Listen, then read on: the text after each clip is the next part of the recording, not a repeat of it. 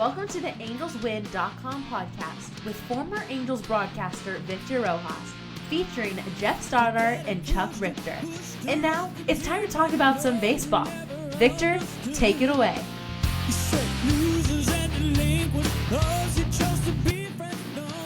All right, Sunday night, that means we are recording the Angels Win podcast. I'm Victor Rojas along with Geoff Stoddart, Chuck Richter. So glad you could join us once again on this Angels Win podcast. It goes off we record on Sundays. Typically, we release on Mondays, but that's usually the way we go about these things. Gentlemen, cheers to you. Cheers to both of you. You guys are still doing the bourbon thing? I'm doing beer today. I got Four Roses bourbon here. Trying to change our fortunes. Nice. I went back to the Western Sun. I am a creature of habit, so I apologize for that. Well, actually, I'm not going to apologize for it. Screw it. Yes. It is who I am. Apology accepted. I can't reel that back, can I? It's already out there. Nope. If this is your first time listening into our podcast, well, welcome.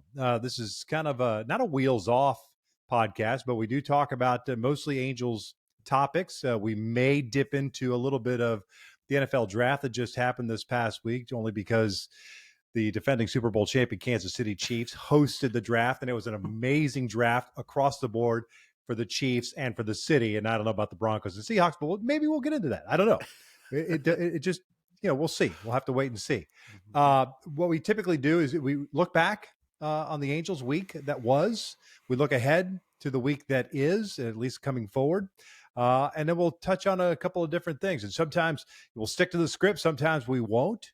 And that's okay. Last week, I think we kind of went off script a little bit, and I think it worked out just fine. So that is usually how we do things here. You can find us on iTunes, on Apple iTunes, Spotify, iHeartRadio, Amazon. And if you have any suggestions as to where we should put the podcast in a different location, we will definitely do that. We will also, I think this week, now that we've kind of worked out all the video and audio bugs that were mostly on my end, go figure, we might actually have the video of the show up on YouTube as well. So that is kind of the housekeeping stuff that we do at the beginning of the show. And I'll send it over to Geoff to kind of get your take on the past week for this Angels ball club that wrapped up really the month of April.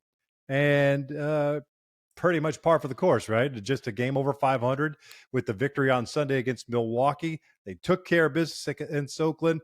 They lost 2 of 3 against the Milwaukee Brewers. Yep. Yeah, a lot of what we expected, a lot of what we talked about last week. I think I not so elegantly said that we needed to take 5 of 7 between Oakland and KC. And at a minimum. And that's exactly what the team did. They produced the minimum. They took 5 of 7, 2 from KC, 3 from Oakland. And then the big test was rolling into Milwaukee. And what are they going to do against a team that is actually over 500? And they've done what they've done with every other team they've played that's over 500. They've, lost the series to them. It was nice to finish off and grab one of the 3. I guess it feels weird trying to celebrate that, but we're ending the month 1 game over 500.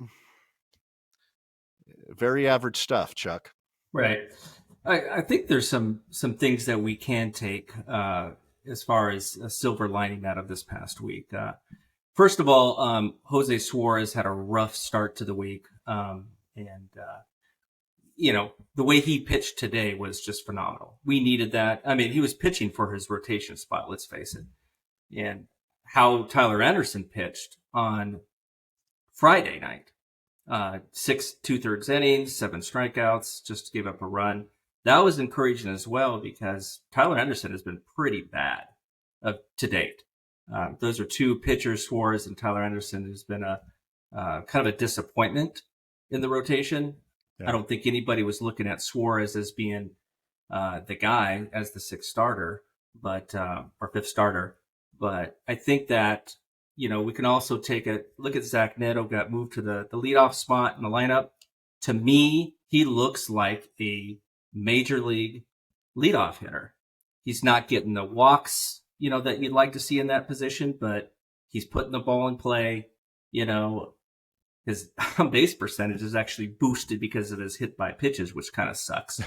But, 7 already in his young career in the season. So it's like I tell my son all the time, you get hit by pitches, hey, you down with OBP? You know me. You better believe it. You better believe it. There's nothing wrong with that. I mean, if that's what it takes for him to get on base and kind of set the table for this Angels ball club, then so be it. I do want to go, since you kind of emptied both guns right there. You kind of gave us a little bit of everything, including the leadoff spot and the like. But I want to kind of go back to the Jose Suarez situation, right? Because it had not been pretty for him. And if you go back to last Monday's start against the Oakland Athletics, it was ugly. And that was on the heels of the bad start in New York against the Yankees as well. And there was some conversation towards the end of that outing last Monday against Oakland about perhaps that he was tipping his pitches. Maybe he was, maybe he wasn't. Maybe it was a mechanical adjustment or whatever. I still believe, look, I think he's young enough to where you could still have him be a formidable piece to that rotation on the back end, 5-6 spot, whatever the case may be. No stress. The fact that he doesn't have options kind of puts you in this predicament where if you want to move him to the bullpen, then you better commit to him being out of the bullpen and pitching. Otherwise, he's just taking up a roster spot. Or you're just going to have to, put him on waivers and see if he clears. And odds are he's probably not going to clear. There's going to be a team that probably takes a young, 25 years old, left-handed pitcher who's got some big league experience. So there are some dynamics that are at play in this. I still believe that he might be better suited out of the bullpen. But I love the fact that he took what was, again, whether it was actual tipping pitches, and if it was tipping pitches, why did it take so long? I mean, was that the case for the Yankees start as well?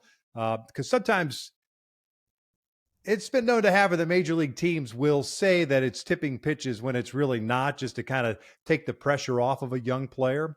That may clearly have been the case.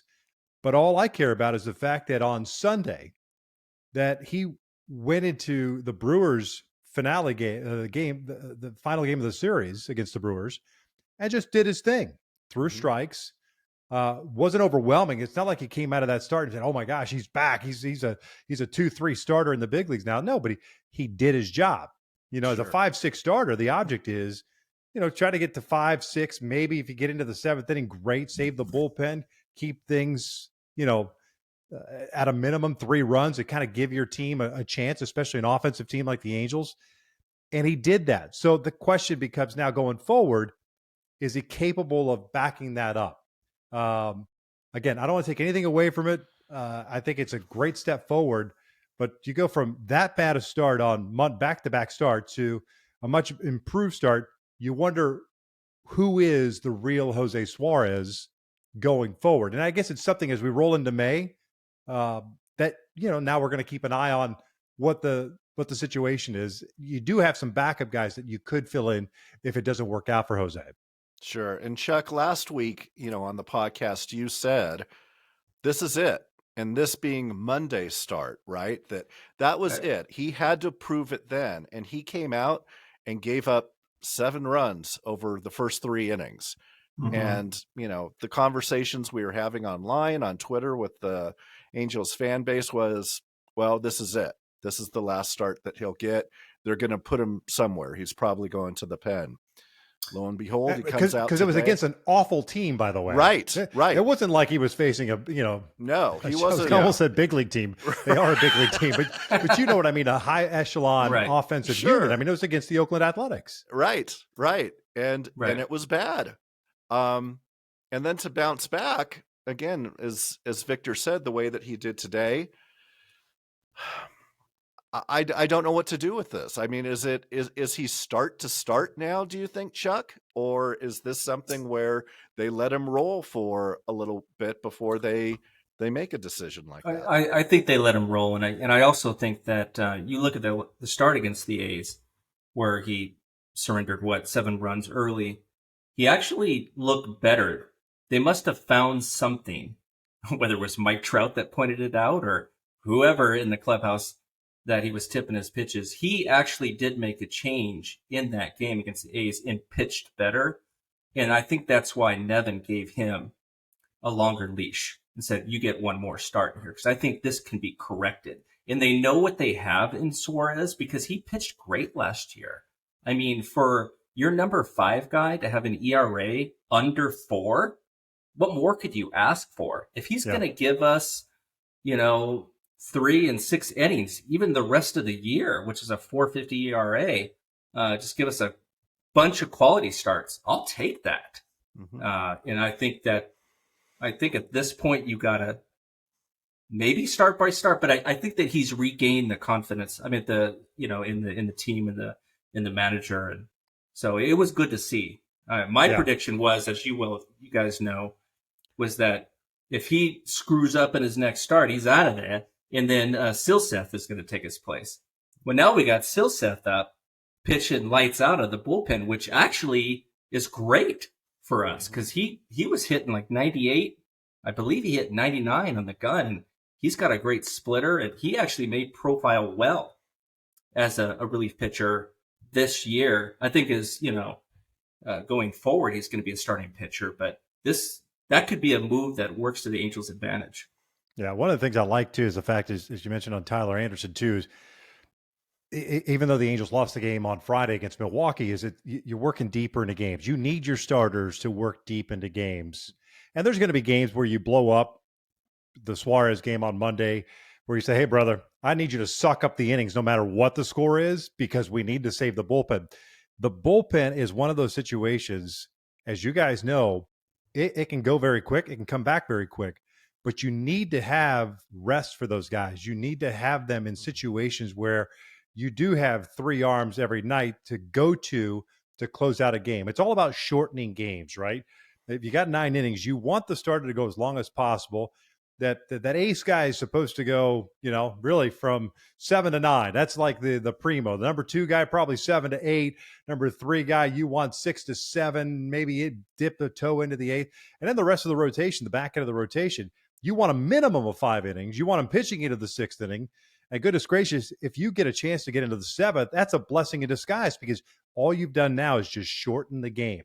That being said, if those guys are rested, the bullpen guys, they need to get the job done. If the starters have shortened the game and you're in a position to win the game, you gotta finish the business at hand. I'm not quite sold on the fact that it's locked down. You can get 3 innings out of the bullpen on any given night, lock it down. There's still some things that I'm leery about. But I think if you're just thinking positively, and that's how, when we started this episode, this is the 3rd episode of this podcast. On the very first one, we talked about trying to gain some momentum towards the end of May. You get into May and end of April, so that when you get into May, you feel good about where you're at. Guys have kind of slotted themselves to where they're going to be, at least for the time being, and you gain some momentum going forward. I'll take away, it sucks that the Angels lost 2 of 3 against Milwaukee, and they'll keep that National League swing into St. Louis after an off day on Monday. But I like that momentum. I like the fact that, 6 innings. And to me, it's like a passing of the baton, right? Your ace has got to pass it to number 2. Number 2's got to pass it to 3. It's almost like you're trying to one-up the guy who pitched the night before. So right. if Anderson went 7 innings, I'm just throwing hypothetical, went 7 innings, and I'm going on Saturday right after him, my goal is to go 7 1/3, if not 8. And you just continue to, peck at it, because I think that's what makes you better from a competitive standpoint as starters. And all that does is just saves that bullpen that much more for, all the bullets in the chamber, if you will, towards the end of the year when you actually need it. Everyone's gassed as you get towards the end of the season. Yep. Yeah. And another call out I'd like to make too is we were kind of hard on Patrick Sandoval because he wasn't getting the length that we needed out of him in the rotation. But he went 7 innings this past week. And you love to see that as well. So, and I was really hard on Matt Theis last week in our last episode. And look what he did. He caught that Patrick Sandoval game, and he caught today's game. Did that Patrick Sandoval game lower his catcher's ERA? I'm not getting into that. I'm just curious. I was just, It I did. just had a, I just had a The curiosity. most important stat in Major League Baseball is the catcher's ERA number. No doubt. No Right. doubt. And on that note, we're going to turn the page on catcher's ERA and Suarez and talk a little bit about the leadoff spot and the struggles that Taylor Ward continues to have this year. And I was thinking about it. Look, he's not when you profile leadoff guys, and you guys know it. I mean, Ricky was like this outlier. Ricky Henderson was like this outlier leadoff guy. He was not a prototypical guy. And Brett Butler's almost the opposite end of that spectrum, right? Kind of a slappy bunt run kind of guy. But to me, a leadoff guy is a guy is going to see a lot of pitches and get on base. For me, the 1 and 9 guys, in my mind, have to be on base percentage freaks, because I think as you turn the lineup over, all that does is just continue to add pressure to the opposition, right? So Taylor isn't that prototypical leadoff guy. He had a very good season last year, but that being said, as Chuck noted last week, that he does homework and he's got stats guys that help him prepare for these shows. I don't have that luxury. I actually had to do my own homework, and I wanted to look back at the numbers for Taylor. Again, terrific numbers. This year he's hitting just 208, right? And they've already dropped him out of the leadoff spot. Last year he hit 296 in that leadoff spot. The one thing that stood out to me, because you look at an overall number, end of year numbers, and it's a collective, right? It's like he had a great season, but did he? Mm-hmm. That was the one thing. Did he? And I just went back and I looked. In April last year, hit 392. In May, he hit 314. Then he hit 256, 190, and 222 the next 3 months. And then at the end of the year, he hit 370. The best on base percentage that he had in those 3 awful months in the middle of the year was 303. So now, does that change your perspective on, did Taylor Ward have a very good season? It was definitely a huge step forward, leap forward for him as a major league player. And with that, all-star nods, you garner attention, and he is a student of the game. And I want him to succeed just because of, he was a catcher coming out of college, and he's had to learn to, he was a guy that got jerked around a little bit. Maybe he's going to catch, maybe he's going to play some first, maybe some third, play some outfield. And he never really had a spot. And then he finally settled into it. My question is, are you doing a disservice to this young man by continuing to put him in the leadoff spot? I know they took him out the weekend series against Milwaukee, but why not slot him somewhere where he's going to get more pitches to hit so that you can utilize that power, and it takes that pressure off of him of being like, I got to get on base to set the table for Trout and Ohtani. And I'll just open that. I'll throw it to you, Chuck. Yeah, I mean, that's a good point. I think that, and you look at Taylor Ward, though, Victor, you look at his minor league career, big on base percentage guy. I don't know if you dug that deep into his career coming up. But, yeah, he was there when I was still broadcasting. He was coming on. I did a little homework back then. just a little. Victor had guys back then too. Yes, I did. Back then I did. So, I mean, he's a guy that has a good idea at the plate. I don't know if this year, maybe it's just more pressure. It just isn't happening. I mean, he's not, his barrel rate is low. He's not getting a good launch. I mean, he's, who knows what it is. I think it's too early. I think that dropping him in the lineup is a good idea, though. I mean, I think Zach Neto is a perfect leadoff hitter. He's got speed. He makes good contact. I mean, it's just sample size, but he has a 377 on base percentage in the minors. I mean, it was just half a season, 37 games, but, I think it's too early to pull the plug on Taylor Ward because of what he did last year. And getting to your earlier point, Victor, he did hurt his shoulder. I don't know if you remember this, on a ball that he went back on, and that kind of sapped his power. A lot of these balls that he was hitting out of the ballpark early on were dying on the warning track after that. And so, I think that could be attributed to his poor months of June, July, August, and of course he spent some time on the injured list. So yeah. yeah. Well, and it coincided too with an awful team. I mean, it was an awful stretch of baseball. So which everybody was going bad. So I'm not saying I was just kind of looking, just zooming the lens out, if you will. Mm-hmm. Like, is that the best? Did you catch lightning in a bottle and say, okay, we lived with it. It was a bad year. He had a great year, if you want to call it that, in that leadoff spot. But is he the guy going forward from a prototypical standpoint that is going to put pressure on? Now, in theory, if he's batting leadoff, anybody who's batting leadoff ahead of Trout, you're going to see a lot more dead red stuff than hitting behind Trout or Ohtani. You know what I'm saying? Mm-hmm. Because they're trying to get that first out or quick out and not have to face Trout with anybody on base.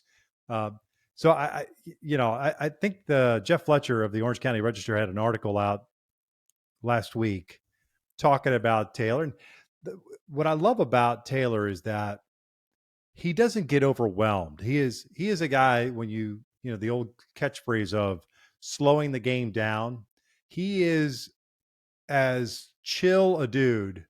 But Garrett Anderson. Yeah, Garrett is a different dude. Garrett, we used to call him Cadillac in the minor leagues. He was so smooth. He was so naturally gifted.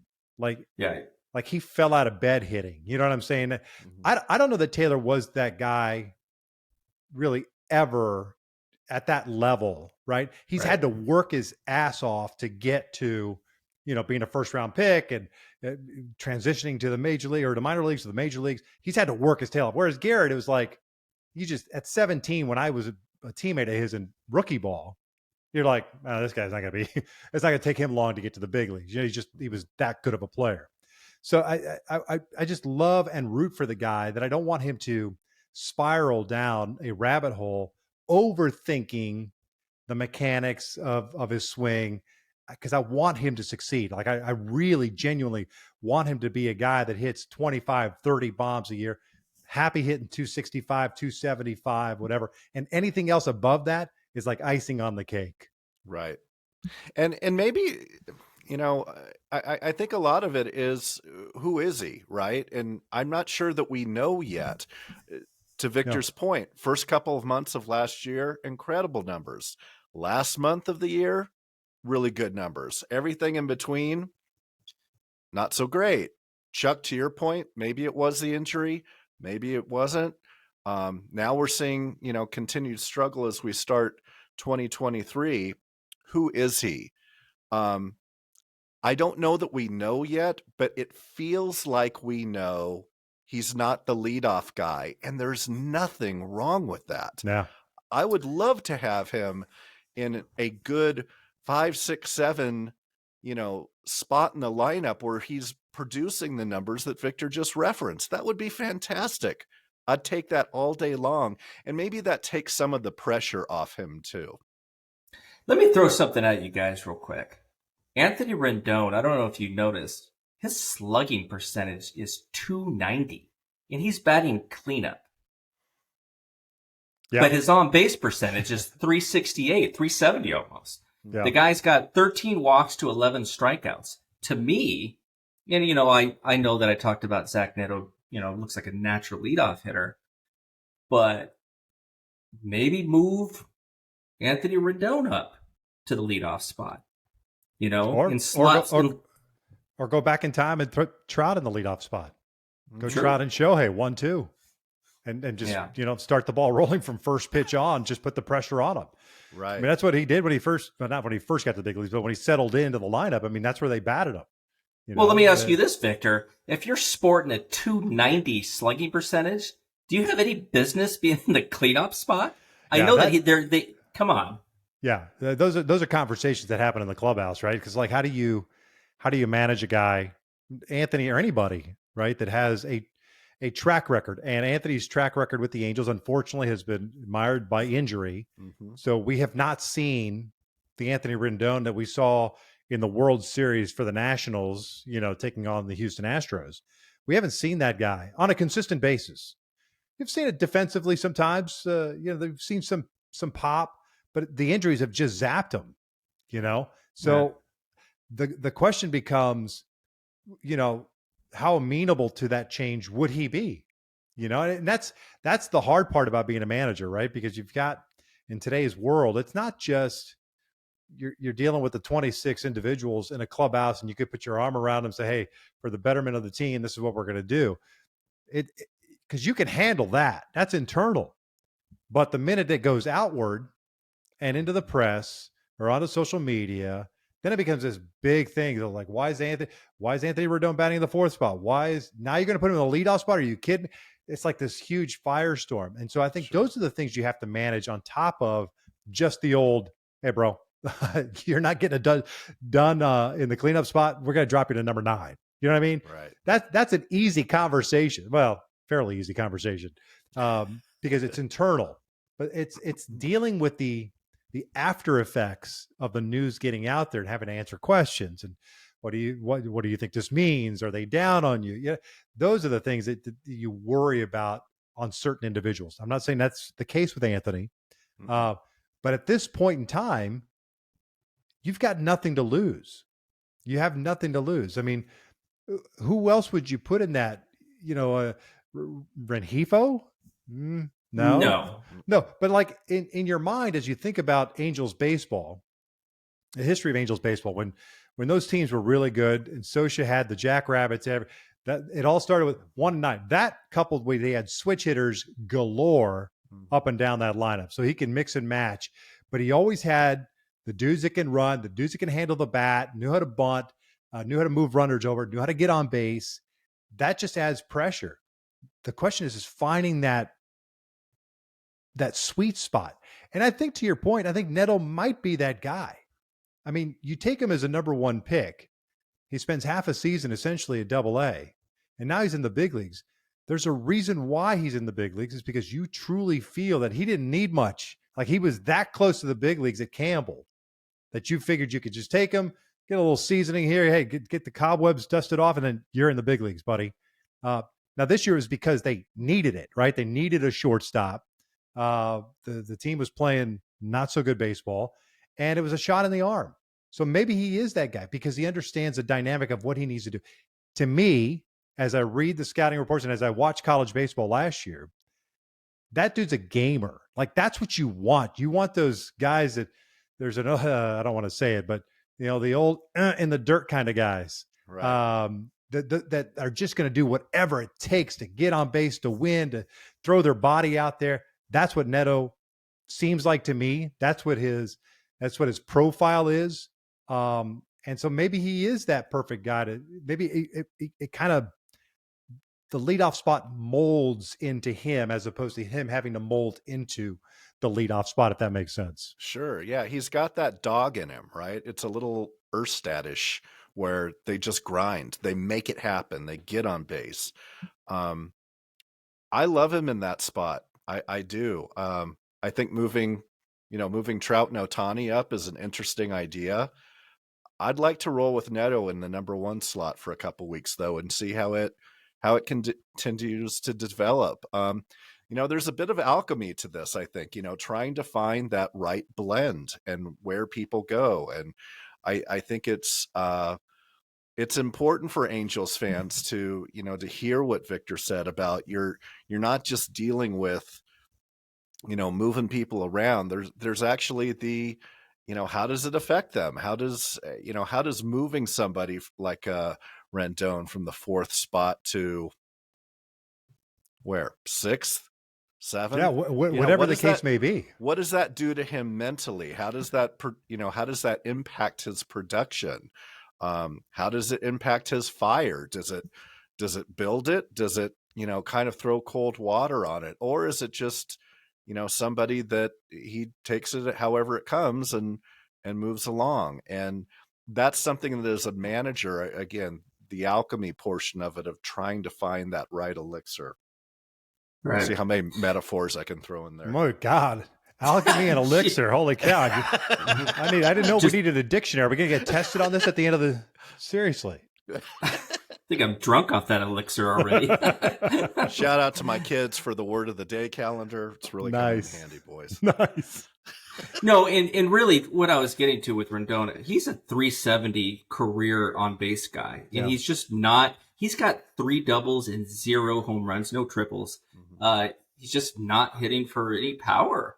And I just think that moving him up, in front of Trout and Ohtani would be a good thing. And maybe that's number 2 and you slot Ohtani third and has Trout ever hit cleanup? I don't know. He has briefly. I mean, it's a small sample size. Right. But if you want to really just jack with teams, put Ohtani in the leadoff spot.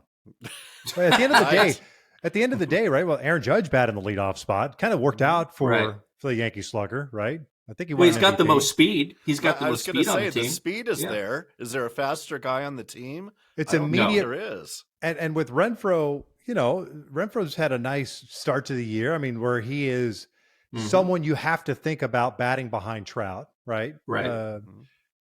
The other guys, we've seen spurts, right? So you can't really count on. But for Renfroe right now, especially what he did last year and what he's kind of doing now, well, why not? I mean, if you want to try something new and different, and I'm not saying they're going to, this is just us spitballing because it's a podcast. We can do whatever we want on it, right? Yeah, that's what we do. But I mean, just think about the dynamics of having Shohei and then Trout, Renfroe, then go Taylor Ward, then go Anthony Rendon, and then, figure out the backside however you want. But just, it'd be kind of fun to just see. Well, I was actually thinking because of Rendon's on base, you go Ohtani, Rendon, Trout, and then Renfroe. Let me write that damn lineup card, damn it. Yeah. That's the beauty of being a manager, right? Just trying to figure out the pieces, the right pieces, and how it messes with the psyche. And I think that's, again, I didn't get a chance to really know Anthony because my last year was his first year, which was COVID. And so we weren't really around players. But from what I've seen from afar, I mean, to be a superstar at the highest level of Major League Baseball, you got to have some swag about you, right? There's some pride about what it is that you do. There's very few guys that are just, they couldn't care less. So there's pride in that. I'm sure it's eating him up that 3 seasons now. It's just been, here we go again with the injuries, or the power is zapped, or he's not be able to drive the ball, whatever the case may be. The pride has to be there. Like he feels like he's failing, not only himself, but his teammates, the fan base, trying to live up to a contract. Now, if you take that dynamic and say, hey, we're going to try to take pressure off of you. So as a team, your organization, you're trying to help them. But by doing that, does that make it worse? By moving him out of that spot. So this whole conversation started about Anthony batting in the number 4 spot, and what are the ripple effects of some sort of a move internally, externally, fan base, it's all those little things. So I wonder, and I'm sure they've had those conversations before, if you can get some sort of consistency. I think, I say you roll with Neto right now. I don't have a problem with You know what? Because it not only does it give him an opportunity to see if he can handle it, it gives him the opportunity to get more at-bats, more pitches, and just accelerates his growth at the major league level, as opposed to batting in the number 9 spot where he might get 3 at-bats. In the leadoff spot, he's going to get 4 at-bats or plate appearances, maybe get a 5th, and if you go off, you might get 6, And I think that is all huge when it comes to the development of a young player. So I think that's fine. Is the 4th spot in the lineup right now killing this ball club? No, there's other things that are hurting this ball club from, really taking hold, gelling as an offensive unit, gelling as a starters unit for pitching, gelling as a bullpen, and all coming together at the same time. It's not just the number 4 spot. So I don't know that you need to do anything right now on that end, unless there's something physically that's bothering him, then he needs to say, hey, you know what? You oftentimes want those big stars to come to you and say, hey, you know what? Why don't you put me in the 6th spot tonight? So it's their idea. That's usually the best way, the best scenario for those situations to play out. Yeah. Yeah. Let's shift our focus to what is upcoming. Oh, sound effects to what's coming up this week for the Angels. Monday is an off day, which I think is a nice. You lose a weekend series against Milwaukee, pick up a victory. Those are typically the ones you want to keep playing. Like if things went really well for the team, 3-0 shutout win against a pretty good team in Milwaukee, you want to play the next day. But they go to St. Louis. They'll play 3 games in St. Louis, 2 night games, a day game on Thursday. And then they go home to play an interesting Texas Rangers ball club that, because of the slow start that the Angels have had, the slow start Seattle's had, slow start that Houston has had, they've taken care of their own business, though. They've just gone out and on Sunday they blasted the Yankees, scored 15 runs.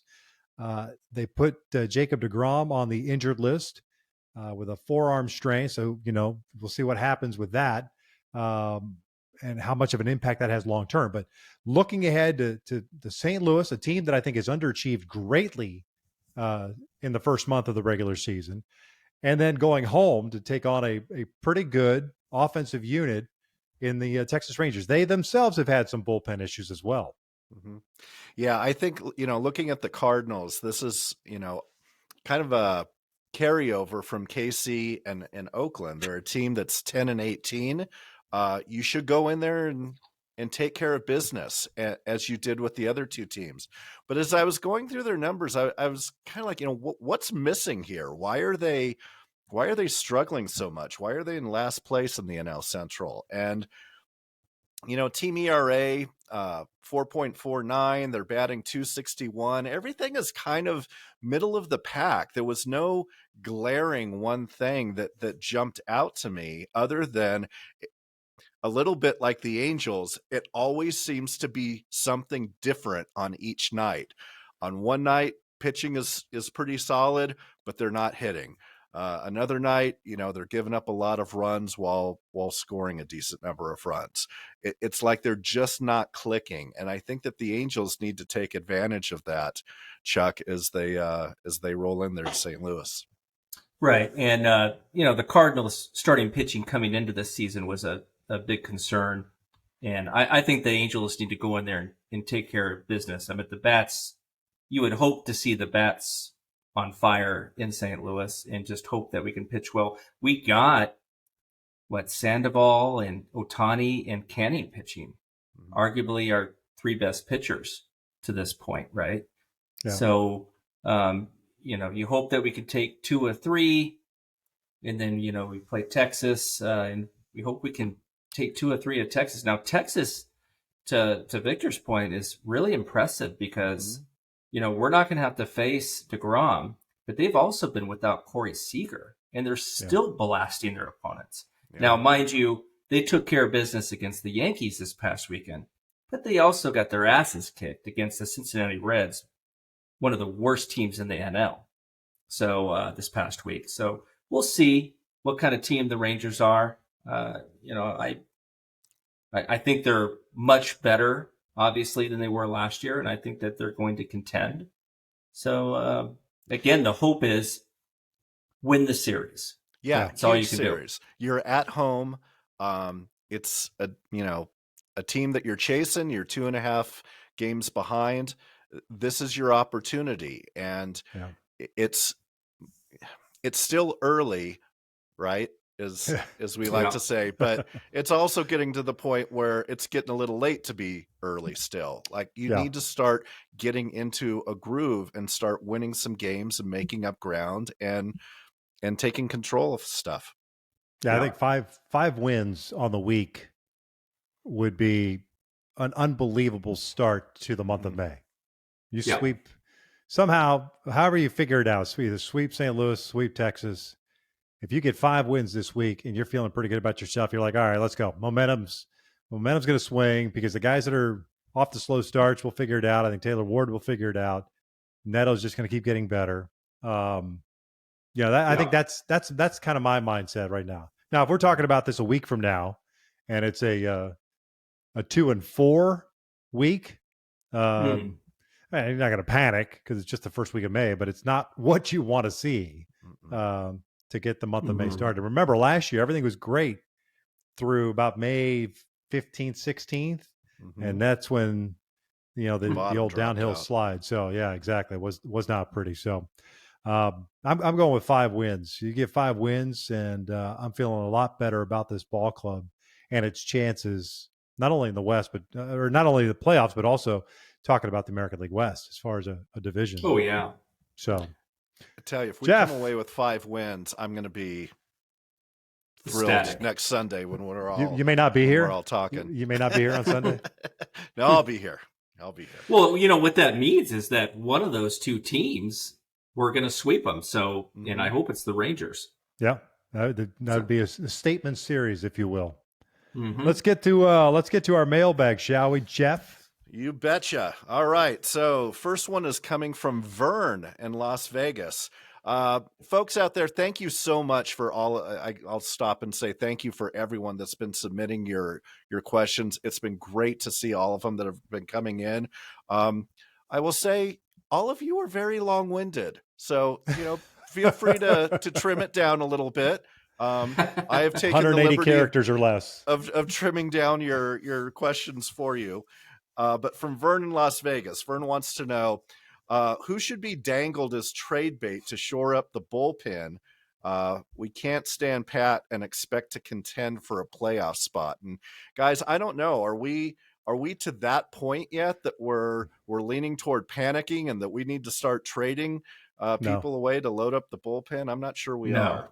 No chance. Nope. I think it's way too early to start thinking about that kind of stuff. And every team, every organization has their depth chart and their targets on what they'd like to get or go out and seek out as far as a trade is concerned. But that's you're still a couple of months away from dealing with that stuff.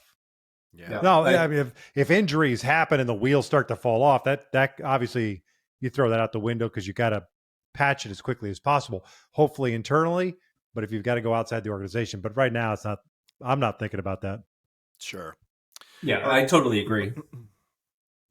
You don't trade a Joe Adele or a top prospect in the organization now. When you got to let these guys play it out a little bit, right? I mean, you're looking at Carlos Estevez in spring just looked horrendous, but he's actually looked really good as the Angels closer. Mm-hmm. And you got Silseth, and you got unfortunately Quijada, who is you never know what Quijada you're going to get, but he's on the IL. The bullpen did pretty good. I mean, they did good today. Loop. Don't get me started on Loop. And for our viewers, I hope we never do a segment on Aaron Loop. But mark it down. Next week we've got an Aaron Loop. We're going to go 3 segments on Aaron. Please. Yeah. Oh, God, we're going to have to put that R restriction. Oh no. All right, let's see. And then Marcus in Garden Grove and Lance in Riverside asked questions about our thoughts on Taylor Ward. I think that we pretty much addressed that in the last segment. And so we'll move on to the next one. And Chuck, I think this is probably one for you from Sean in Salt Lake City. And he wants to know at what point does Trey Cabbage come up to handle first? He is absolutely raking in AAA.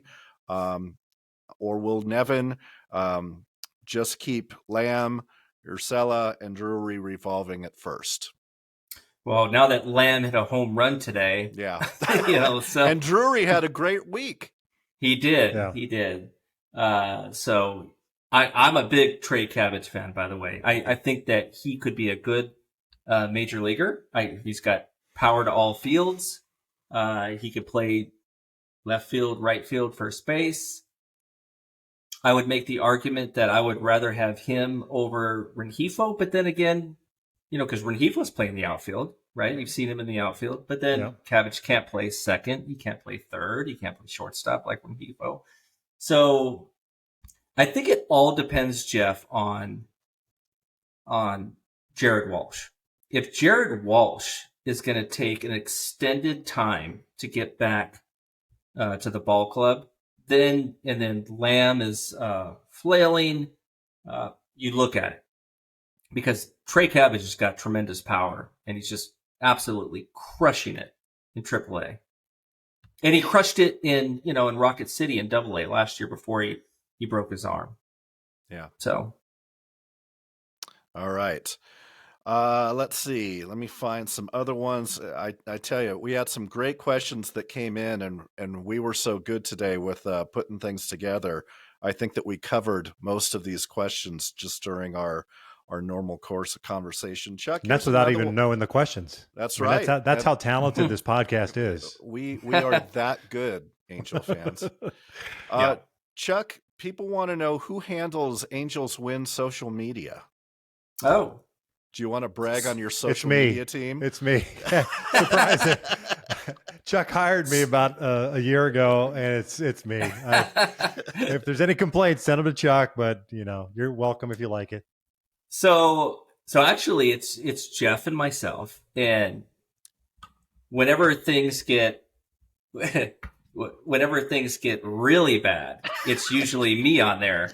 And I apologize if we've come across a little negative or and actually let me back up.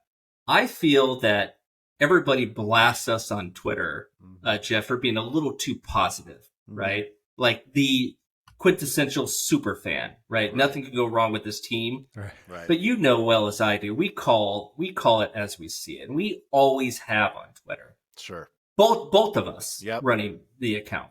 And so I don't think that's fair. I think that we lean more to the positive side, but when we see some shit baseball, we're going to call it as we see it. I will tell you, I log in before every game to get started with the best of intentions and the most positive attitude that I can drum up. But of late, I turn a switch quick, and I will get snarky. I will get sarcastic. I will, be throwing the baby out with the bathwater in a lot of my tweets. I'm a fan. Chuck's a fan. Yeah. We get to a point where we live and die with every pitch. And if the Angels have a bad night, I'm probably going to be grumpy at work the next day. And it's true. It's just kind of how it is. We love this team. We love the sport that much. But at the end of the day, does it really matter though? I mean, think about it. Do you guys care? I mean, you don't go into this whole thing saying, well, man, I hope my tweet appeases 97% of the people that read it. Nope. Like at the end of the day, it's your tweet. They don't like it. Go unfollow. It's pretty easy. I mean, who cares? It's a genuine sentiment. It's not like you're doing it on purpose or doing it for show. I mean, it's just a genuine sentiment. And I feel that way about anybody. Like if I get tired of following somebody because it's just constant whatever, it's just like, okay, it's pretty easy. Just unfollow. I mean, right. Absolutely. Like, it's all taste, right? Taylor Swift is awesome. Led Zeppelin is awesome, but the blend over may not always be there, but it doesn't mean that they're both not valid. Led Zeppelin's a lot more awesomer than Taylor Swift. I'm not going to argue with you. I would agree. She's super talented. Super talented. I cannot name one Taylor Swift song. I'm sorry. Oh, I just can't. I'm not good with names, period, so I wouldn't be able to. Although I know Simple Man by Leonard Skinner. There you go. Did I just boomer myself, Geoff? There's a lot of boomer energy coming through right there. We got time for one more, Geoff, if there's a quick one. Sure. So a little follow-up from last week. Let me see if I can find it here. Oh, my goodness. Where did it go? Sorry, fans. It was a gentleman that was talking about the Big A that we were discussing last week in its 57th birthday. And the thoughts of, found it here. It's Christian, and he's actually in Greenville, South Carolina, but moved there from Lakewood, California. And, he attended a lot of games at the Big A over the 25 years that he lived in Lakewood. And he thinks that Angels Stadium is one of the best in Major League Baseball and that the Angels do not need a new stadium, and wanted to know what our thoughts were on that. What do you guys think? Do the Angels need a new stadium, or is the Big A in good enough shape and looking sharp at 57 years old, like we all hope to be?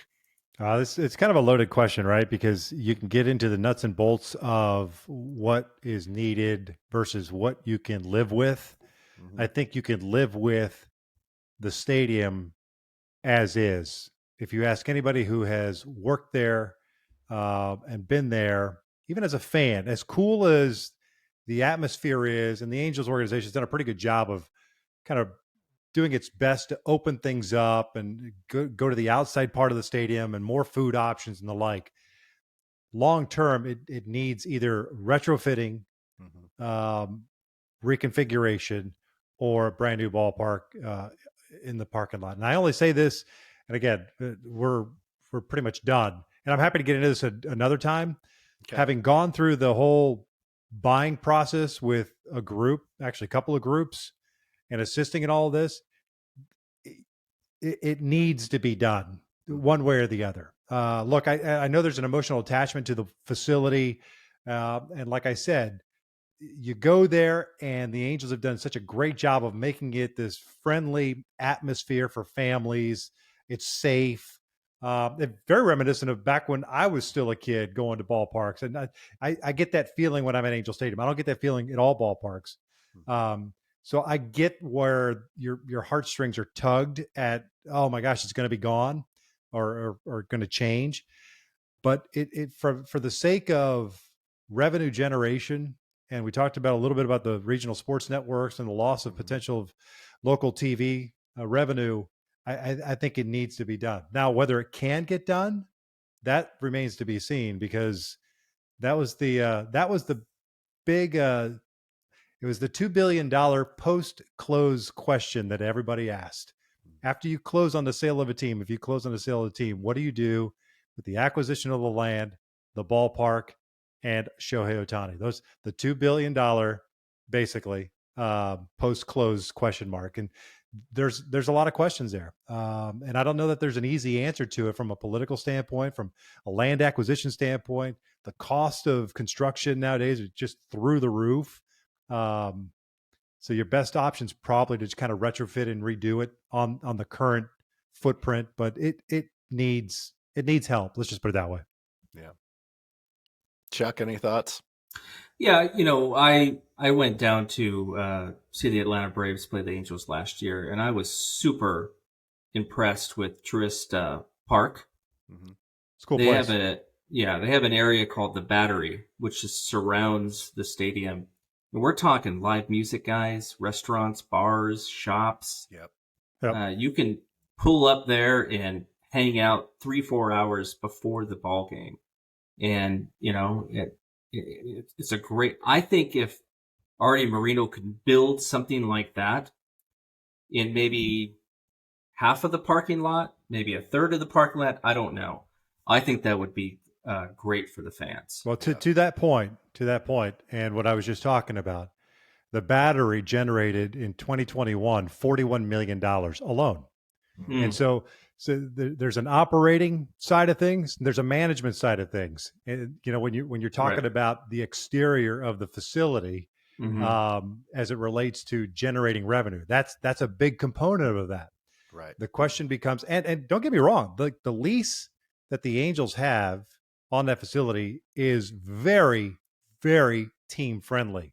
Mm-hmm. So you want to make sure that whatever it is that you do, that you are capable of keeping, if possible, those parameters in line so that you can generate the extra revenue, and you're not just generating the extra revenue so that it goes out the door from an expense standpoint, because of the new lease or whatever the case may be. So that's my 2 cents. Jeff, is that the mailbag? That's the mailbag for this week. Okay, 2 seconds. 2 seconds each. Chuck, you like your Seahawks drafts? I do.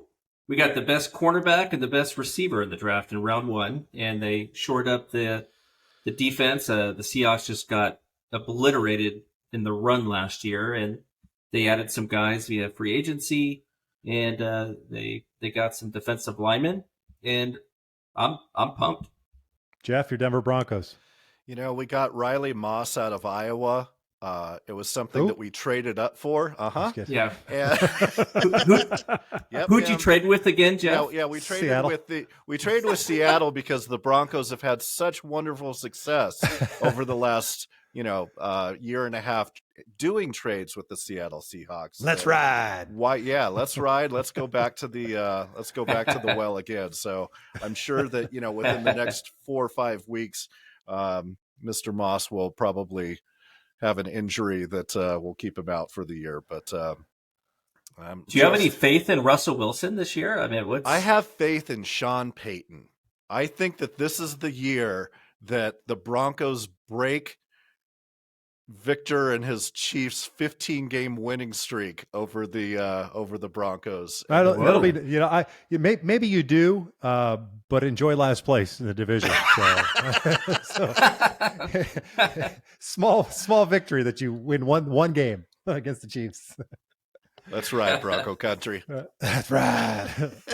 Gentlemen, another great show. Episode 3 is in the books. We thank everyone for listening. And again, you can find us on Apple iTunes, Spotify, iHeart, or Amazon Prime. For Chuck Richter and Geoff Stoddart, I'm Victor Rojas. Thanks for listening to the AngelsWin Podcast. And be sure to rank us, rate us, thumbs up, and pick us why not. Tell a friend. Tell a friend. Yeah. Tell a friend. That's right. Have a good one, guys.